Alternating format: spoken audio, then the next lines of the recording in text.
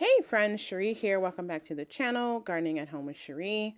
In today's video, I'm just sharing some work I did back early in the spring. This was the end of April, as I was moving through the garden, getting things cleaned up and set up for this growing season. Today I'm focused on the grow bags. In this area, I am cleaning out raised beds, but mostly focused on cleaning out some of the grow bags that are lining the border of the garden. And so share a little bit in some shorts, but I did want to share a little bit more in detail in a longer format video.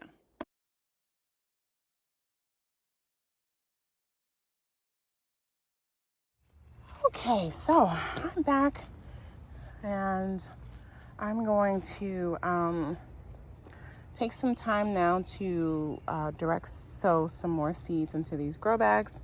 I'm just getting the garden prepared, cleaned out, and then sown in phases. And so I came through, I have a lot of peppers and all kinds of things that I've started from seed and been growing indoors. I've been sharing those in videos and shorts. So if you're interested in seeing some of the things, you can look back at those old videos. But I have gone on and transplanted some things, even though it's early in the season. Some of these things are, I think they should be fine. I do not think I'm going to get another frost in my garden, even though it is the first week in May, second week in May, technically second, yeah. And then if for some reason the forecast does say, we might get a frost, then I am prepared to cover them. I mean, gardening in like big open fields, I think it's more likely. If you're gardening, especially if you live in like a city house and the houses are really close together, I mean, the odds of you getting a frost beyond this point are pretty slim. My garden, my property is it's over an acre, but my gardens are not far from the house and they're kind of sheltered with all the trees, the mulch and the grow bags. And just the earth is absorbing a lot of heat from the sun throughout the day. And I think they should be fine. But again, always be prepared to cover your crops. Or like me, I also have backups to my backups. I've been saying that for a couple years. And I do live by that philosophy.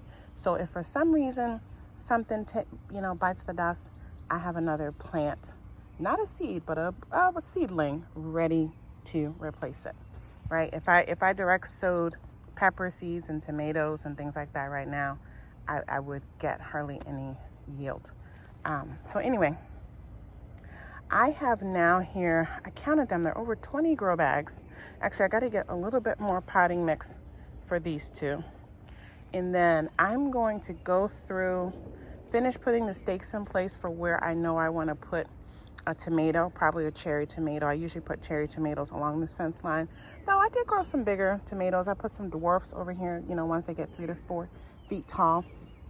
But anyway, I'm gonna get those stakes in place, and then I'm gonna transplant some more cucumbers for sure. Later on, I'm gonna put beans in here. I like to put the runner beans so they also use my fencing as a trellis.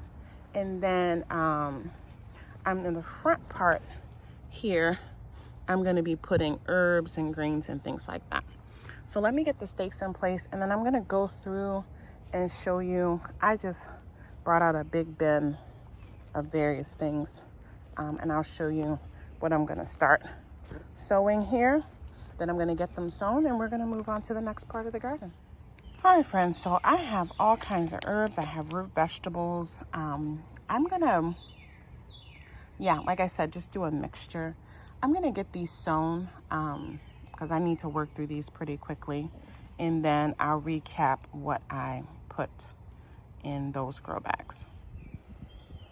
Okay, friends, so here's the first round of seeds that I put into these grow bags along this one side. 30 different varieties: basils, zinnias, nasturtiums, beets, spinaches, other herbs, carrots, beets. Love this pink dandelion, some Chinese broccoli and kale. So I still have lots of space. I'm gonna just scan the grow bags real quick so you can see that. Okay, let's do a quick scan. These three bags are fully planted. Well, no, that's not true because they're all gonna get a bean in the back. But I still have a lot of them like this where I gotta go get some transplants, some seedlings. Still gotta top these off, get this planted. I still have lots of space to grow, sow more seeds. But I'm gonna take a pause here with seed sowing.